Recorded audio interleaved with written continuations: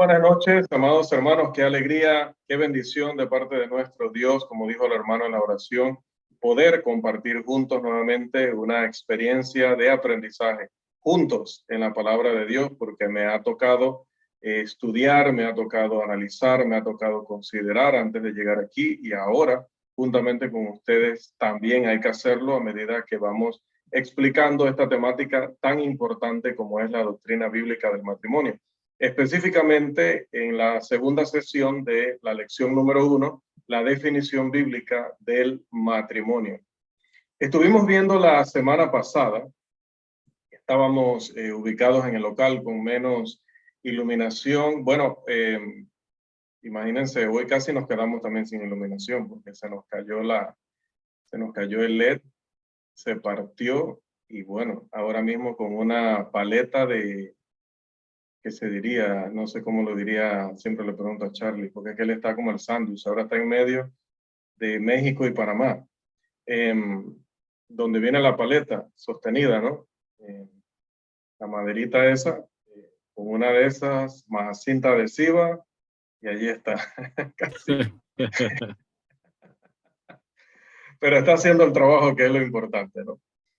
Bien, amados, entonces, retomando el punto que habíamos hablado aquel día, que estuvimos conectados desde el edificio, pero nunca, tratando pues de nunca, en lo posible, no abandonar este tema tan importante, que no perdamos la secuencia. Hablábamos de que queda claro por Génesis capítulo 2, los versículos 20 al 24, que Dios pretendió siempre, era su plan, su idea, independientemente de que el hombre luego trata de cambiar las cosas, de alterar el plan de Dios, de rebelarse al plan de Dios, es que un hombre y una mujer se unieran en matrimonio para toda la vida. Decíamos, Dios no hizo otro hombre para Adán, con esto no le daba esa oportunidad al homosexualismo, tampoco creó dos mujeres para que se casaran o se unieran entre ellas, con esto no, perdón, no aprueba tampoco el lesbianismo, sino que crea un hombre y crea una mujer, y es a ellos a quienes les ordena unirse en matrimonio. Por tanto, es la palabra clave allí en esa sección de la escritura, donde luego de resaltar, decíamos, la masculinidad y la femineidad, nos confirmaba el hermano que era el término correcto, una vez enfatizadas estas dos características de cada género, estas características de cada género, dice, por esta causa, y de esta manera da un golpe mortal a los que piensan que en realidad sí puede haber matrimonios entre dos hombres o matrimonios entre dos mujeres, y aún peor, ahora matrimonios, bueno, sucedió allá en el país de nuestro hermano Miguel, aunque era ritual, pero igual se vendió en los medios como un matrimonio entre un alcalde y un lagarto, ¿no? Algo así, ¿no? Se le llama matrimonio a cualquier cosa, se le llama matrimonio a la unión de un hombre con un objeto, a la unión de un hombre con un animal, a la unión de un hombre con un hombre, de una mujer con una mujer, cuando vemos aquí en este pasaje de Génesis que solamente Dios autoriza la unión de un hombre y una mujer bajo las condiciones que ya explicábamos la semana pasada cuando hablábamos de parejas elegibles. Jesús ordenó en Mateo 19:6 que el hombre se una a su mujer, estableciendo que el matrimonio es una unión de por vida. Y por si lo dudamos, en Marcos 10:9 dice, por tanto, lo que Dios unió no lo puede, no lo debe, no lo tiene que separar el hombre. Y en Romanos 7:2 que nos dice que mientras el hombre vive, también se aplica hacia la mujer, porque como veíamos en Gálatas, ya no hay hombre ni mujer, todos somos uno en Cristo. En ese sentido, todos estos principios o leyes aplican por igual al esposo y a la esposa. Entonces, en Romanos 7 vemos que mientras el cónyuge vive, para decirlo de manera más general y precisa, si esta persona se une a otro varón, pues será llamada adúltera o será llamado adúltero. El matrimonio no puede disolverse excepto por la ley de Dios, que explica Mateo 5:32 y Mateo 19:3 al 9, que vamos a ver ya en detalle más adelante. Esta noche ya empezamos a tocar algo allí acerca de lo que es la causal, pero calma, todavía no vamos a entrar a esa parte de si el X y el B y el Y, cuando se fue, y cuando vino, y cuando se casó, etcétera. Todavía no, recuerden, todavía estamos en un material introductorio mientras definimos los términos claves de nuestro curso. Dios une así entonces a esposo y esposa para toda la vida. Entonces la monogamia no es solamente su plan, sino que además de ser su plan, que solamente un hombre estuviera casado con una sola mujer, también era su plan que ese hombre solo estuviera casado durante su vida con esa mujer y que esa mujer solo estuviera casada durante toda su vida con ese hombre. En el plan divino no se contempló el divorcio. Que lo tengamos muy claro. En el plan divino no se contempló el divorcio. La ley general de Dios para el matrimonio, y note el término general, la ley general de Dios para el matrimonio se establece en varios pasajes y hoy vamos a considerar algunos de ellos. Vamos a estos pasajes. Cuando fue interrogado por los fariseos, Jesús les dio esta respuesta que se encuentra en Mateo 19, 4 al 6. Por favor, me colaboran con la lectura de ese pasaje en específico, Mateo 19, 4 al 6. Amén. Respondiendo, les dijo: ¿no habéis leído que el que los hizo al principio, varón y hembra los hizo? Y dijo: por esto el hombre dejará padre y madre y se unirá a su mujer, y los dos serán una sola carne. Así que ya no son más dos, sino una sola carne. Por tanto, lo que Dios juntó, no lo separe el hombre.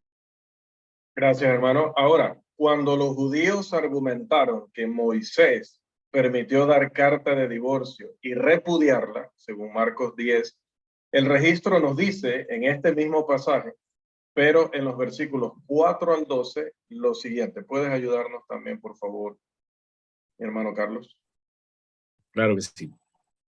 Por la dureza de vuestro corazón os escribió este mandamiento.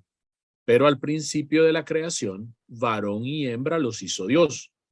Por esto dejará el hombre a su padre y a su madre y se unirá a su mujer y los dos serán una sola carne. Así que no son ya más dos, sino uno. Por tanto, lo que Dios juntó, no lo separa el hombre. En casa volvieron los discípulos a preguntarle de lo mismo. Y les dijo: cualquiera que repudia a su mujer y se casa con otra, comete adulterio contra ella. Y si la mujer repudia a su marido y se casa con otro, comete adulterio. Allí mismo, Carlos, Lucas cita a Jesús. ¿Y con qué palabras lo cita? Dice Lucas 16, verso 18, todo el que repudia a su mujer y se casa con otra adultera, y el que se casa con repudiada del marido adultera. Estás justo ahí en la cámara. Perdón. Es increíble que este hombre no haya bombardeado el chat exigiendo que yo me cambiara de lugar. Ahora sí, me refiero a tesorero, ¿sabes, no? Todo el que repudia a su mujer y se casa con otra adultera, y el que se casa con la repudiada del marido, adultera, dice Lucas 16, 18. Ahora, por el Espíritu Santo, el apóstol Pablo, escribió estas palabras de Romanos 7, 2 y 3. Terminamos allí la misión, por favor, Carlos. Con mucho gusto. Porque la mujer casada está sujeta por la ley al marido mientras éste vive. Pero si el marido muere, ella queda libre de la ley del marido. Así que, si en vida del marido se uniere a otro varón, será llamada adúltera. Pero si su marido muriere, es libre de esa ley. De tal manera que si se uniere a otro marido, no será adúltera. El otro día, pero esto lo vamos a ver más adelante en detalle, el otro día mencionaba este principio. Y algunos se sorprenden. Miren, lo dice clarito. Primera de Corintios 7, 10 y 11 dice que dos personas que se separan siguen siendo marido y mujer. ¿Sí? Siguen siendo marido y mujer. Solo tienen dos alternativas: quedarse sin casarse o reconciliarse con su marido, porque lo sigue siendo. Romanos 7, 2 y 3 explica la única manera, o establece la única manera de que esos dos dejen de ser marido y mujer, que uno de los dos muera. ¿Y qué sucede si uno de los dos muere y ellos tenían 30 años de estar separados? ¿Qué sucede? Sucede que queda libre de la ley del cónyuge. Queda libre, de manera que si se une a otra persona, no será llamada adúltera. Estos pasajes lo dejan claro, que es el punto al que quiero volver. La ley general de Dios del matrimonio es que éste sea para toda la vida. Por lo tanto, la regla divina es y siempre ha sido que los segundos matrimonios son pecaminosos y antibíblicos. La regla divina es y siempre ha sido que los segundos matrimonios son pecaminosos y antibíblicos. Vamos a pasar a ese punto y lo explicamos antes de que se asusten. De estos pasajes de la Escritura, es claro que, en primer lugar, Dios une al esposo y la esposa.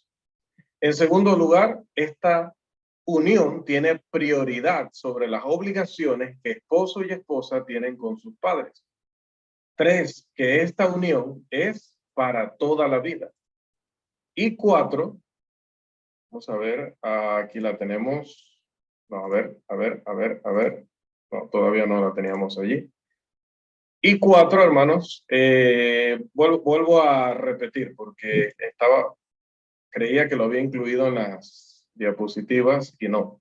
Decíamos, de estos pasajes entendemos que Dios une al esposo y a la esposa, que esta unión llega a ser más importante, tiene prioridad sobre las obligaciones. No es que renuncien a esas obligaciones, pero toma prioridad sobre las obligaciones que ambos tienen con sus padres, que esta unión es para toda la vida. Y 4, que los segundos matrimonios son adúlteros. Esta es la ley general de Dios para el matrimonio. Jesús entonces dice en Mateo 19:6, por tanto, lo que Dios unió, no lo separe el hombre. En los pasajes examinados hasta ahora, no se ha declarado una sola excepción que conceda el divorcio, con derecho a tener luego un nuevo matrimonio durante la vida de ambas partes. Por lo tanto, la regla de Dios, repito, es que los segundos matrimonios son adúlteros. Fue esta regla la que el apóstol expuso ante los corintios, allá en 1 Corintios 7, 10 y 11, que lo parafraseábamos, pero ahora lo vamos a leer, por favor. 1 Corintios 7, los versículos 10 y 11. Lo tenemos en pantalla.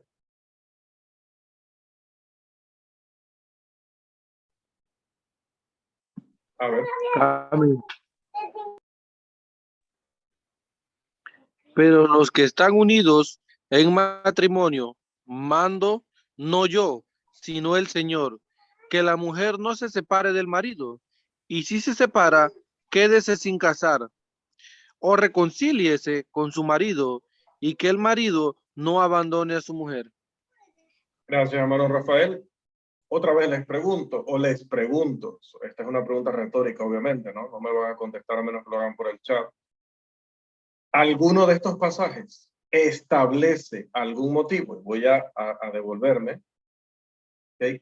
Establece algún motivo para que, hablando de aquí, ¿no? Romanos 7, 2 y 3, tenemos Mateo 19, 6, tenemos 1 Corintios 7, 10 y 11. ¿Alguno de estos pasajes establece alguna excepción para que aparte de tener un solo matrimonio, se pueda tener un segundo con la aprobación de Dios?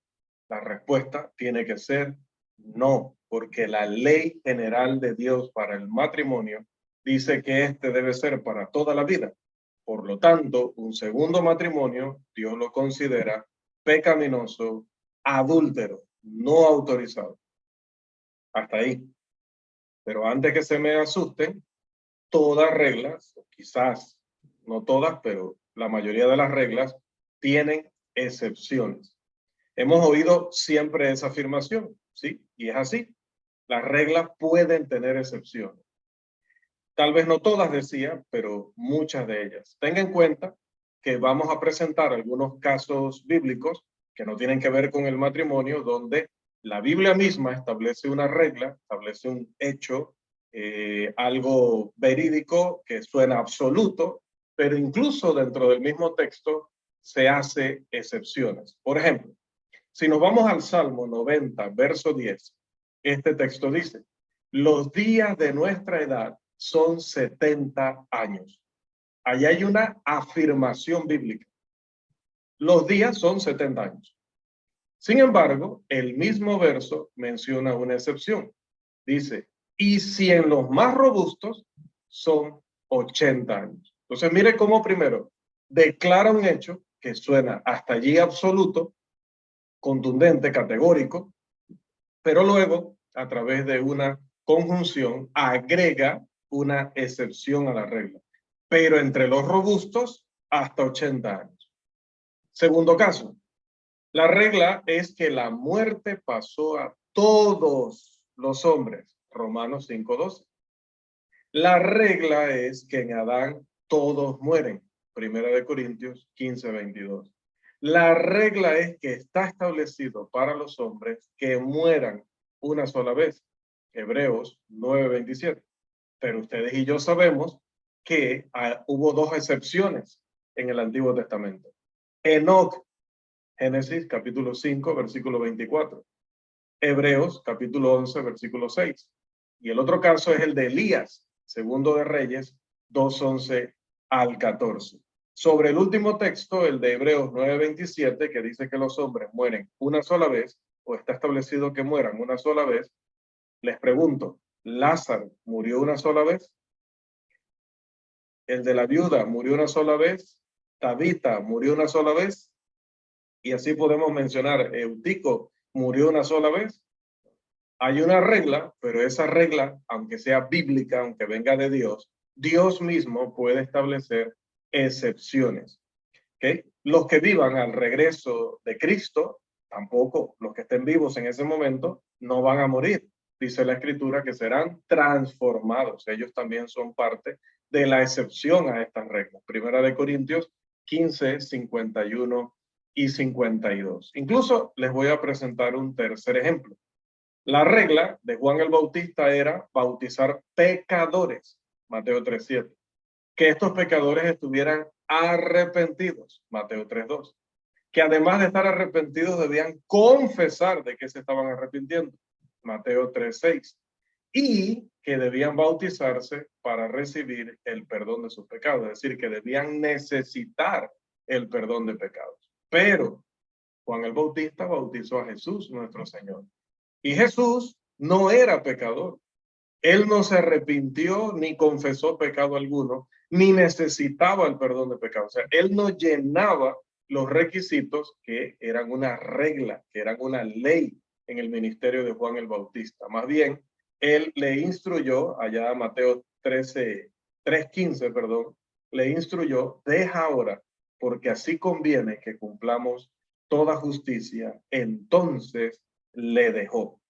Entonces, se establece el hecho de que cuando encontramos una regla, cuando encontramos una afirmación de este tipo, debemos estar muy seguros de haber analizado todo el tema en el contexto de la Biblia, tanto en el contexto inmediato donde está la declaración, el contexto del libro, el contexto de otros libros del mismo autor y el contexto de toda la Biblia, como ya lo hemos aprendido no solamente en el curso de hermenéutica, sino en varios cursos y en varias lecciones. Aplicado al tema del matrimonio, de que el matrimonio de la ley general de Dios no contempla el divorcio y que la ley general de Dios considera un segundo matrimonio como algo fornicario, algo pecaminoso, algo adúltero, pues también esa regla tiene una excepción y esa excepción la dio nuestro Señor Jesús. Escuche a Jesús en el famoso sermón de la montaña, Mateo capítulo 5, los versículos 31 y 32, por favor. Mateo 5, 31 y 32. Lo tenemos en pantalla, igual que el que sigue. También fue dicho, cualquiera que repudia a su mujer, dele carta de divorcio. Pero yo os digo que el que repudia a su mujer, a no ser por causa de fornicación, hace que ella adultere. Y el que se casa con la repudiada comete adulterio. Gracias, hermano Joel. Jesús anticipó que hombres y mujeres normales se casarán. Y él defendió el estado natural del matrimonio, porque dijo en esencia, excepto aquellos casos donde el divorcio sea por fornicación, la regla es que cualquiera que repudia a su mujer hace que ella cometa adulterio, anticipando que ella entraría, obviamente, sobre todo en aquellos tiempos, en un segundo matrimonio, lo cual iba a constituir adulterio de su parte. A no ser por causa de fornicación, implica necesariamente que hay una excepción a la regla divina.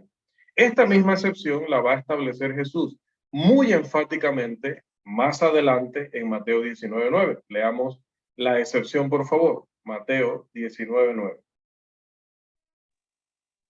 Y yo os digo que cualquiera que repudia a su mujer, salvo por causa de fornicación, y se casa con otra, adultera.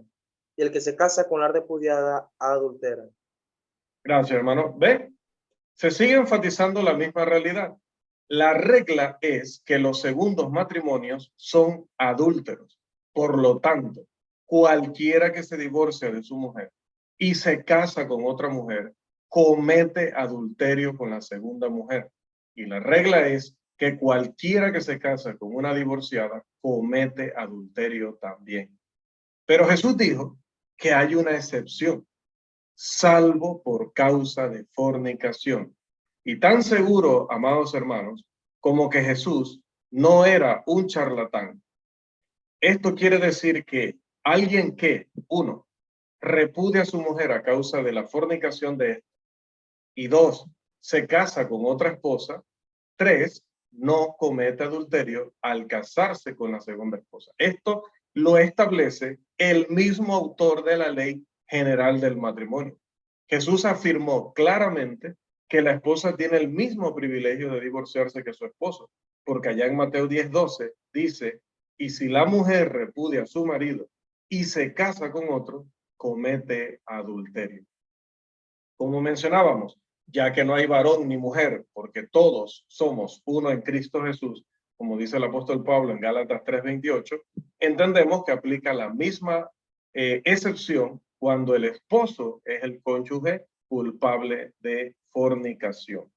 Pero hay un aspecto aquí importante.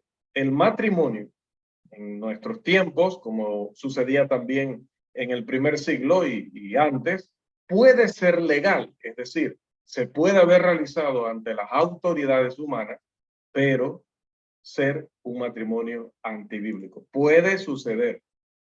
No es que todo matrimonio ante las leyes civiles pues sea antibíblico. Decimos que hay matrimonios que aunque sean matrimonios para la ley civil, como por ejemplo el matrimonio de los homosexuales o el matrimonio de este hombre con el lagarto pues aunque la ley civil lo considera matrimonio, aunque la sociedad lo quiera considerar matrimonio, para Dios no lo es. Volvemos a la explicación. El matrimonio puede ser legal, pero antibíblico. Y vamos a dar aquí el ejemplo clásico de este punto. Si nosotros, por ejemplo, vemos que Herodías era la esposa legal de Felipe, era su mujer. ¿Por qué? Porque así lo dice Mateo capítulo 14, versículo 3. Él había tomado por mujer, lo recalca también Marcos en el capítulo 6, versículo 17. Dice, la había tomado por mujer. Era su esposa legalmente. Él se había casado con ella. Ante la sociedad, era su esposa. Sin embargo, Juan el Bautista le dice claramente, no te es lícito, una palabra que habla de legalidad. No es legal que estés con ella. ¿Se refería a la ley civil? No, porque la ley civil lo había casado. Se refería a la ley de Dios, a la ley general del matrimonio que consideraba y considera los segundos matrimonios adúlteros a menos que estos entren dentro de la excepción. Por lo tanto, el caso de Herodías y Felipe demuestra que no todos los matrimonios legales son bíblicos, más bien todo lo contrario. Aquí queremos aprovechar para hacer un breve paréntesis y dar una exhortación a todos ustedes como ministros del Evangelio y luego también a todos los hermanos que vean este material a través de las redes sociales. Amados, enseñemos a nuestros hijos y a nuestros nietos, y si podemos alcanzar a los tataranietos también, ¿no? Que Dios instituyó el matrimonio y por lo tanto, Él, como su autor, tiene el derecho a regularlo. Específicamente, vamos a enseñarle estos puntos que tenemos en pantalla. A dejar padre y madre, lo que significa que su cónyuge tiene prioridad sobre su padre y sobre su madre, por mucho que le duela en su corazoncito, por mucho que haya estado acostumbrado a otro orden de prioridades toda la vida. Es la ley de Dios que a partir del momento en que se unen ese pacto, su esposo o su esposa tiene mayor prioridad que sus padres. Lo contrario a eso es pecado, porque esto es una ley, esto no es una sugerencia de Dios. 2, que Dios y solo Dios es el que une a esposo y esposa. Sí, la ley civil dice los declaro marido y mujer y tienen la autoridad de parte de Dios para decirlo. Pero si él no da su aprobación, el proceso civil queda anulado, o social, cualquier proceso que luego hablaremos de eso, ¿no? No se me adelanten todavía, luego hablaremos de eso, de lugares y tribus allá recónditas que se casan de otra manera, luego veremos eso. 3, que esta unión es para toda la vida, que la persona no puede entrar al matrimonio pensando, pero bueno, esta persona si me hace tal cosa, pues la puedo desechar, me puedo separar, puedo hacer tal cosa. No debe entrar jamás con esa mentalidad. Otra vez, ya luego hacia adelante veremos ciertas cosas, no se me adelanten, veremos ciertas cosas, que si el maltrato, que si es un asesino, que si es un psicópata, que luego veremos todo eso. Luego veremos todo eso. Pero estamos hablando de la institución del matrimonio. No puede entrar pensando que se está casando con un psicópata. No puede entrar pensando que esa persona luego le va a ser infiel. No puede entrar pensando que va a haber alguna manera de salirse de ese pacto. Debe entrar con la convicción de que esa es una unión para toda la vida. 4, perdón, que los segundos matrimonios son adúlteros. Que los segundos matrimonios son adúlteros.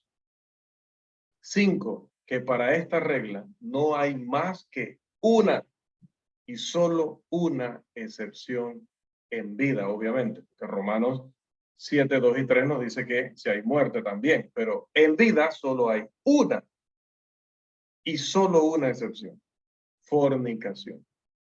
6, recordarles el texto: cualquiera que repudia a su mujer, salvo por causa de fornicación, y se casa con otra, adultera.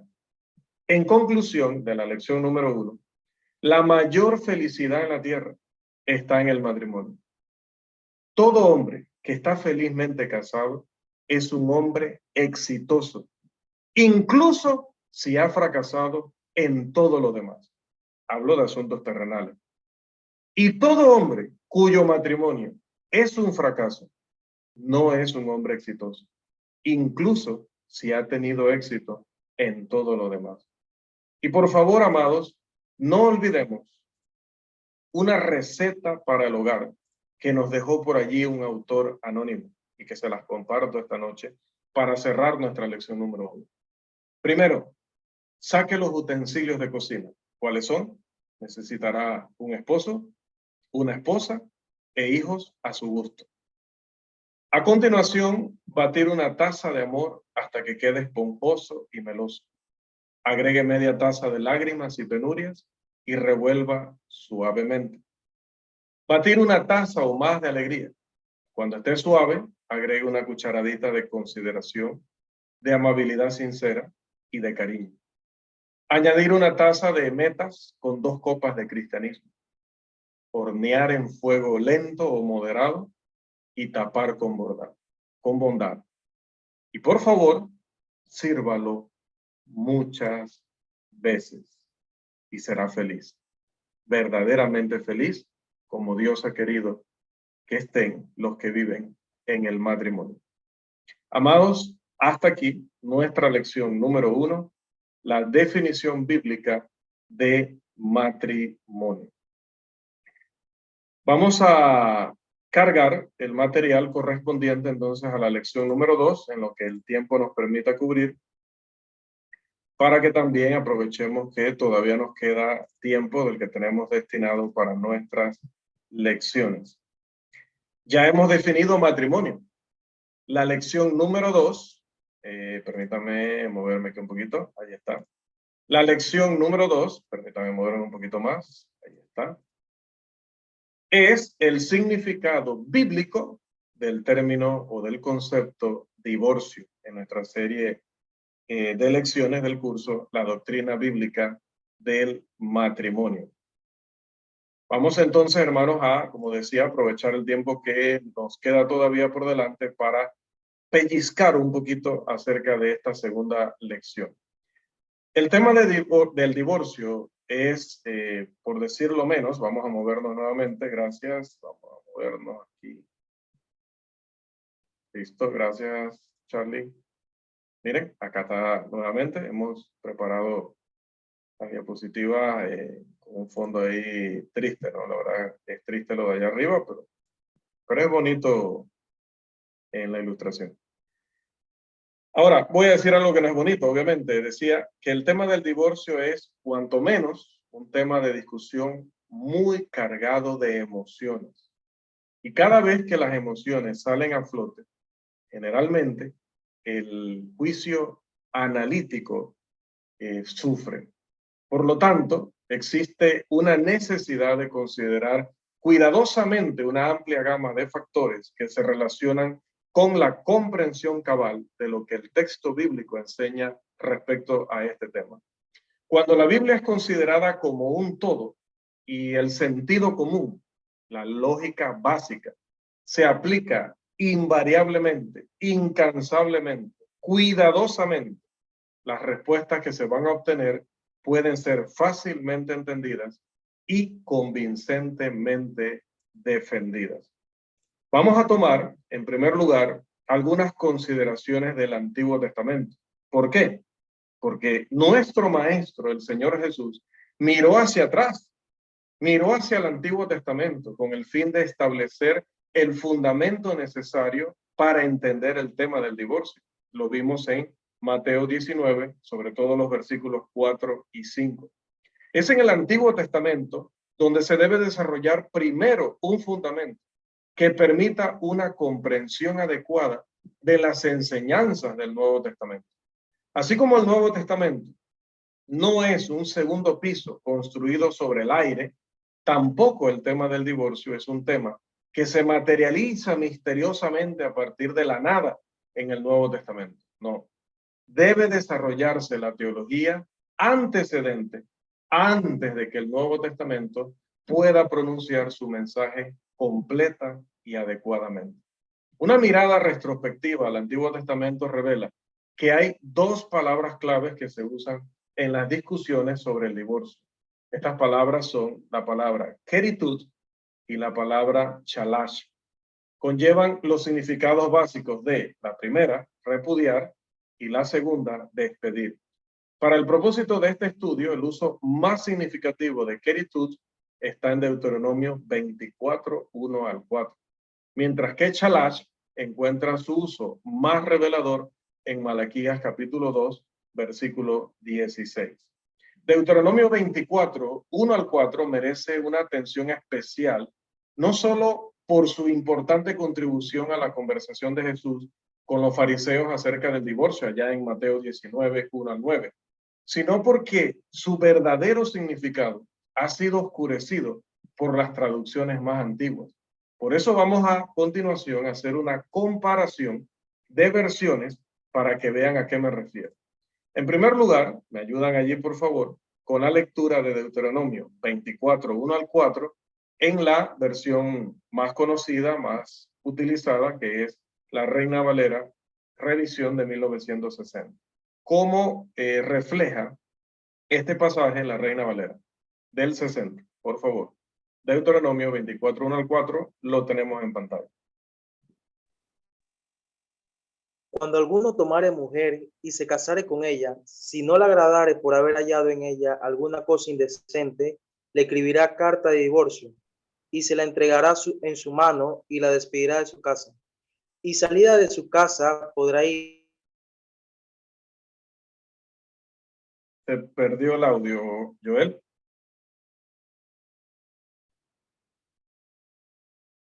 ¿Se escucha? Ahí como que volvió. Y se fue de nuevo. Por favor. Ahora sí. Ok, ¿dónde quedé yo? Retomemos, Dice. mejor retomemos desde el principio para no perder el... Retomamos el principio. Ok, dice. Cuando alguno tomare mujer y se casare con ella, si no le agradare por haber hallado en ella alguna cosa indecente, le escribirá carta de divorcio y se la entregará en su mano y la despedirá de su casa. Y salida de su casa podrá ir y casarse con otro hombre. Pero si la aborreciere este último y le escribiere carta de divorcio y se la entregare en su mano y la despidiere de su casa, o si hubiere muerto el postrer hombre que la tomó por mujer, no podrá su primer marido que la despidió volverla a tomar para que sea su mujer, después que fue envilecida, porque envilecida, porque es abominación delante de Jehová. Y no has de pervertir la tierra que Jehová tu Dios te da por heredad. Gracias, hermano. Ahora, esa es la Reina Valera de 1960. Ahora vamos a leer el mismo pasaje, Deuteronomio 24, 1 al 4, en la versión La Biblia de las Américas.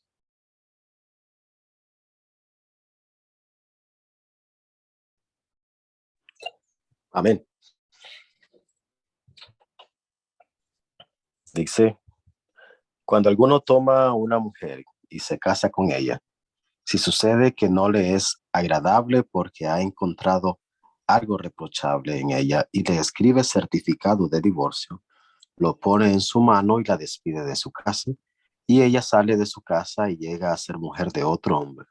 Si el segundo marido la aborrece y le escribe certificado de divorcio, lo pone en su mano y la despide de su casa, o si muere este último marido que la tomó para ser su mujer, al primer marido que la despidió no le es permitido tomarla nuevamente como mujer porque ha sido menospreciada, pues eso es abominación ante el Señor. No traerás pecado sobre la tierra que el Señor tu Dios te da por heredad. Bien, voy a aprovechar que está Daniel allí con el micrófono abierto y voy a preguntarle a Daniel, ¿qué diferencia básica ves entre una versión y otra?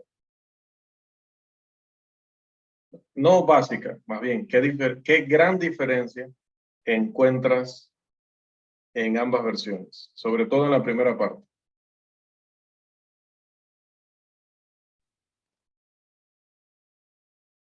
Entre las que está, pues está certificado de divorcio.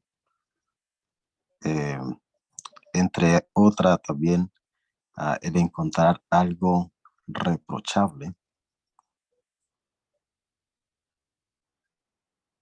Bien, ahora miren otra diferencia importante.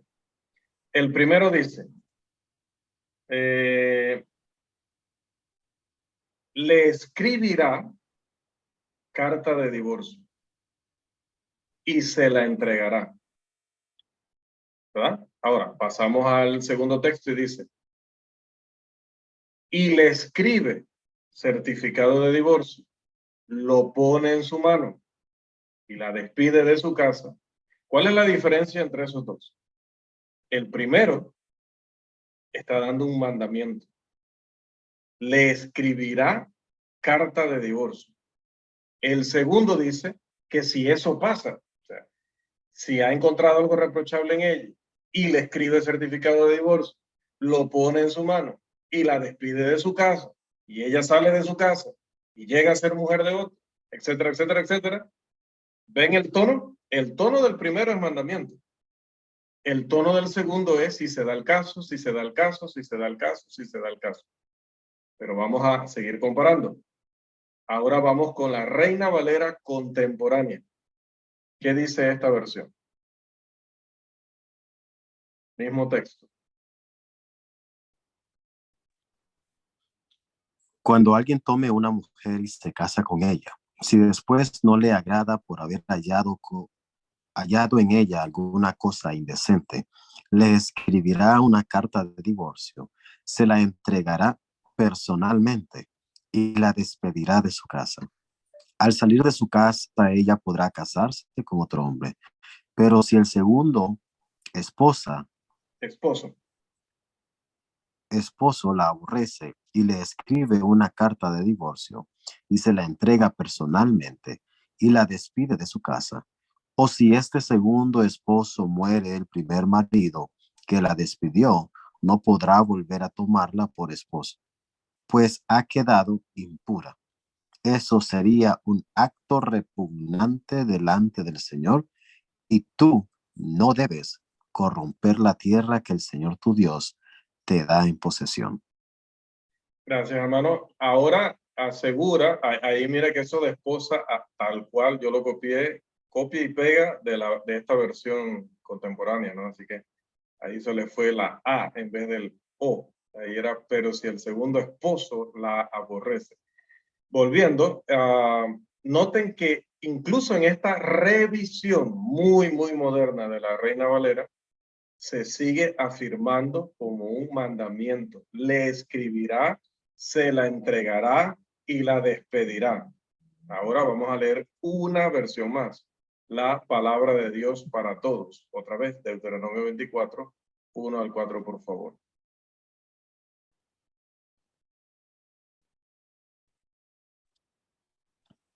Si un hombre toma a una mujer, se casa con ella, y luego no le gusta porque la descubre haciendo algo detestable, podrá echarla de su casa si él le escribe un certificado de divorcio. Si ella deja su casa, va y se casa con otro hombre, y sucede que este hombre también la detesta y le da un certificado de divorcio y la echa de su casa, o si el segundo marido muere, entonces su primer esposo, el que la echó primero, no podrá casarse de nuevo con ella. Ella se haría impura para él de esta manera. El Señor odia esto y no debes llevar pecado a la tierra que el Señor tu Dios te da como herencia. Gracias, hermano. Cuando este pasaje se ve primero en la Reina Valera o en la Reina Valera contemporánea, se puede transmitir fácilmente la impresión de que estos versículos legislan o incluso ordenan el divorcio. Sin embargo, cuando se consultan versiones como la Biblia de las Américas y la Palabra de Dios para Todos, aparece una diferencia muy obvia en lo que se dice sobre el divorcio. En este caso, las traducciones más recientes reflejan con mayor precisión el hebreo del pasaje y muestran correctamente que esta no era una ordenanza o un precepto sobre el divorcio, sino que simplemente lo menciona como algo que sucede en ocasión de otras cosas, más bien como una consecuencia de ciertas decisiones y de ciertas situaciones. En Deuteronomio 24, 1 al 4, hay cláusulas de condicionamiento en los versículos 1 al 3 que cumplen el papel de lo que en gramática se llama prótasis y apódosis. ¿Ok? Prótasis y apódosis. La prótasis, para la cual el versículo 4 constituye una apódosis. Tenemos una gráfica en pantalla explicando más o menos esto, ¿no? Esta sección es un ejemplo de lo que se llama ley si entonces. O sea, si sucede esto, entonces aplica esto. Si sucede esto, entonces aplica esto. La ley sí, entonces. O también, en lenguaje más técnico, la llaman la ley casuística. o la jurisprudencia, que se utiliza mucho también en el ámbito secular. De hecho, este pasaje está en medio de una sección bastante extensa de jurisprudencia dentro del libro de Deuteronomio, que son los capítulos 22, 23, 24 y el 25.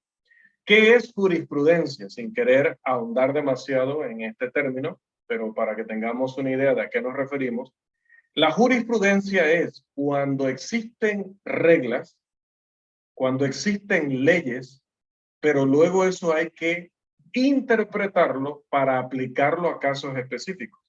Es lo que nosotros hacemos precisamente cuando, sí, nos dicen acá, todo lo que es la ley general de Dios y la ley luego específica de Dios sobre ciertos asuntos, pero nos encontramos, lo que pasa es que estábamos evangelizando y encontramos una persona que dice que cuando estaba en su país se casó por situación de, bueno, se mudó para nuestro país y se casó por una situación de papeles y luego ese matrimonio pues nunca convivieron, nunca estuvieron juntos, en realidad solo fue pues algo actuado frente a la ley.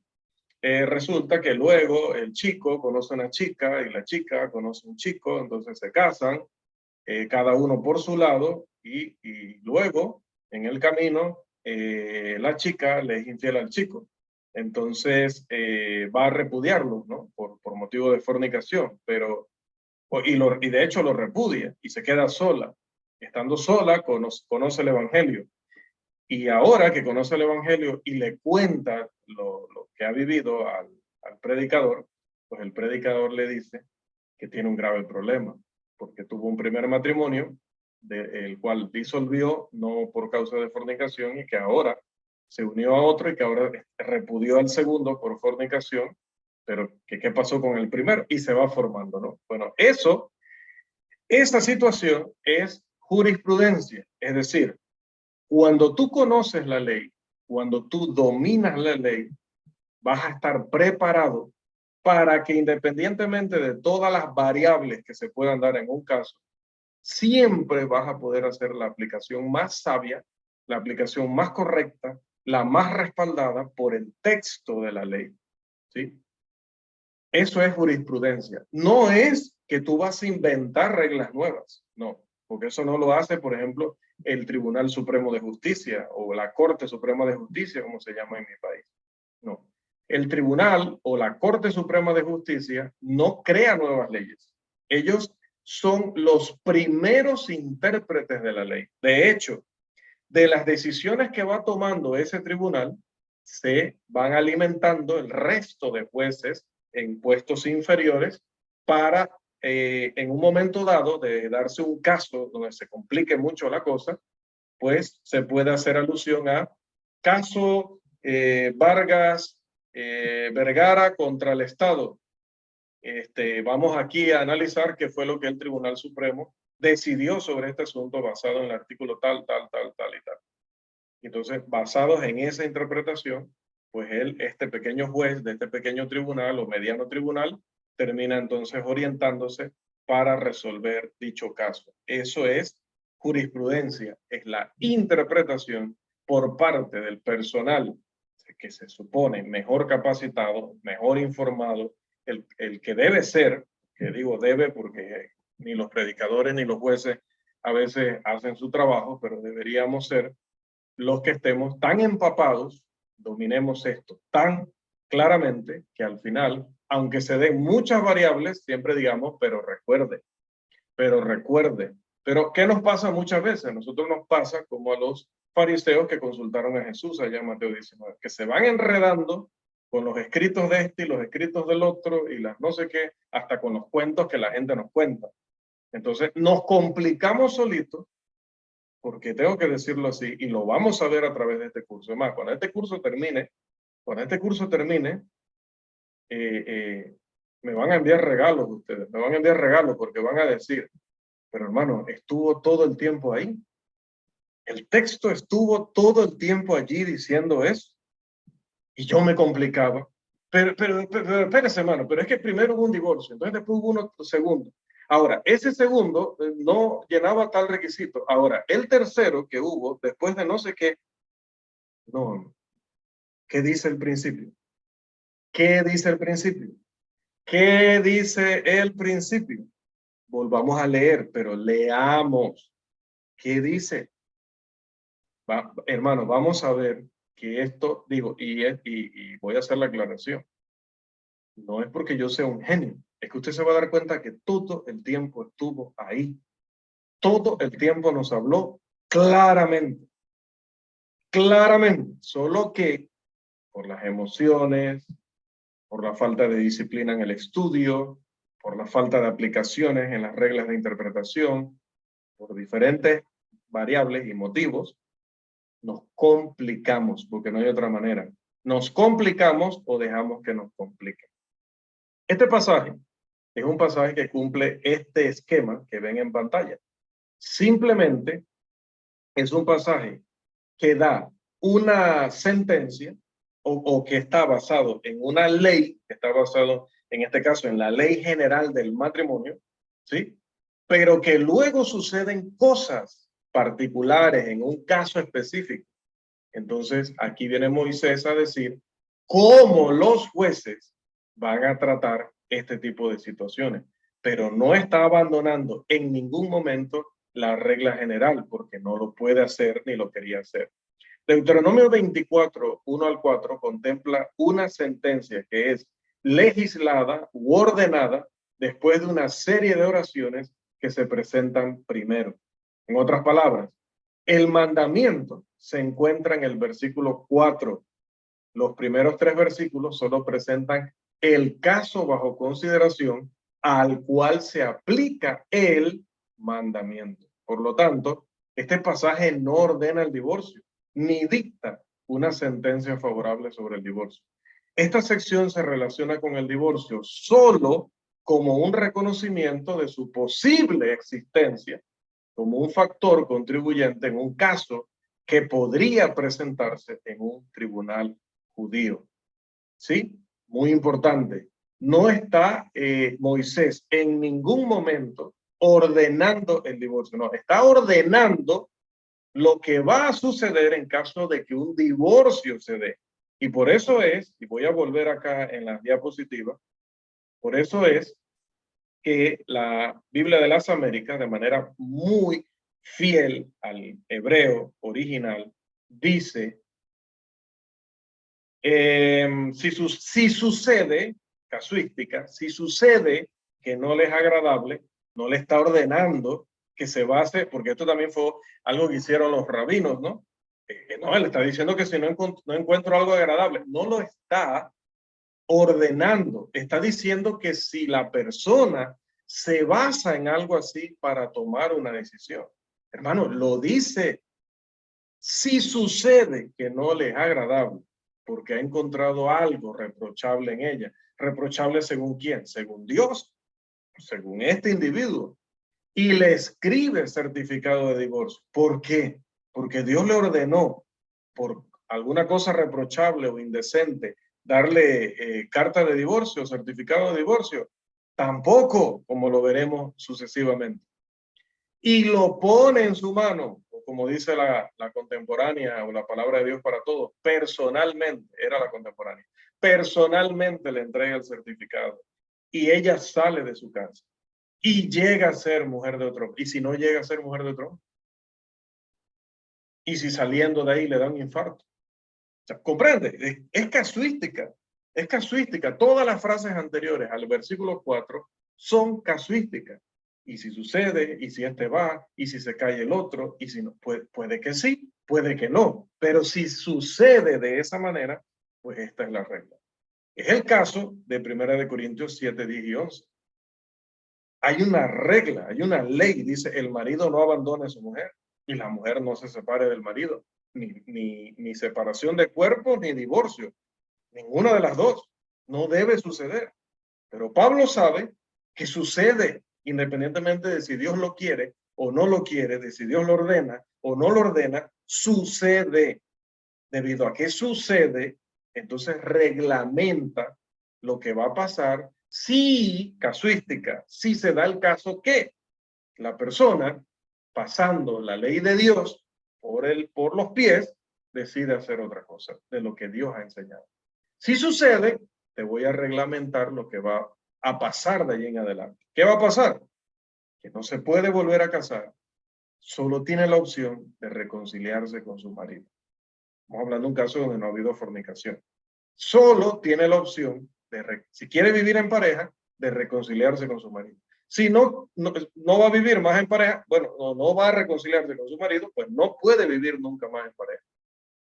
Y Romanos 7, 2 al 3 nos va a decir, a menos que ese marido muera. Obviamente, como no ha habido fornicación que haya dado a lugar esa separación, sino que lo tomaron por cualquier otra cosa, encontró algo reprochable el uno en el otro, o ambos, se terminaron separando. Esa no era la ley de Dios. Pero una vez separados, entra una reglamentación. No puedo aplicar Mateo 19:9, porque Mateo 19:9 no está hablando del caso de dos personas que se divorcian o se separan cuando no ha habido fornicación. Ese no es el caso. Está hablando de un caso donde eso no ha acontecido, o sea, todos los demás casos. En esos casos, solo tiene dos opciones, o quedarse sin casar o reconciliarse con su marido, porque sigue siendo su marido, aunque vivan 20 años separados. Sigue siendo su marido delante de Dios por el pacto que hay con Dios, que hablaremos de pacto, ya no hoy, más adelante. Y quiero que, bueno, luego al final me van a decir si queda claro, o sea, no está autorizando Pablo que se separen, al contrario, ha dicho que no lo deben hacer, pero si sucede, va a pasar esto y lo otro. Está Pablo autorizando al incrédulo, más adelante en el versículo 15, que se separe del creyente. No lo está autorizando, pero sabe que puede suceder. Entonces, y si sucede, usted no debe abandonar a Cristo por ir detrás de él, porque usted no es esclava de él. Lo reglamenta, le dice, cuidado con eso. Usted no está obligada, sepa, usted no está obligada a renunciar a su fe solo porque él no quiere estar con usted. ¿Ven? Es diferente decir que Dios ha ordenado algo, ha reglamentado algo, a decir que Dios sabe que nosotros vamos a hacer cosas porque las queremos hacer. Entonces dice, bueno, y si ya hacen eso, pues dentro, aún en ese ámbito, les voy a reglamentar, porque es que yo soy el dueño y el amo y el Señor y el maestro. Entonces, aún allá, aún habiendo pasado ustedes el límite donde debieron pasar, aún allá, los voy a reglamentar para evitar mayores males. Y eso es lo que hace el Señor en Deuteronomio 24 y lo hace también allá en 1 Corintios 7, 10 al 11. Entonces, por eso les mencionaba el otro día, son pasajes que hablan demasiado claro sobre estas situaciones, pero no estamos prestando atención, no estamos leyendo. Ahora, otra vez, recuerden que Romanos 7, 2 en adelante, o 7, 1 al 4, lo vamos a estudiar con detalle. Hasta cuántas veces respiró Pablo escribiendo esas líneas, o su amanuense. Asimismo, Corintios 7, asimismo Mateo 19, asimismo Mateo 5, asimismo Marcos 10, y todos los pasajes que tengamos que ver respecto a estos temas. Aquí en divorcio vamos a hablar de Malaquías 2:16, 2:14. Vamos a hablar acerca de Deuteronomio 24, estamos hablando de Deuteronomio 24, 1 al 4, y así. Iremos viendo los pasajes en detalle, así que calma, que todavía faltan muchas otras cosas para tener como elementos para que entiendan el por qué ya les estoy hablando de ciertas conclusiones. No se me precipiten, pero espero que hasta ahora, que ya se nos acabó el tiempo, podamos tener una perspectiva mucho más clara de lo que teníamos al abordar estos conceptos. Y si ya lo teníamos así de claro, gloria a Dios en las alturas, paz a los hombres en la tierra de buena voluntad. Quedamos entonces hasta aquí, hermanos, con nuestra lección número 2, la definición bíblica de divorcio, y continuamos la próxima semana, si Dios nos da vida, salud y oportunidad.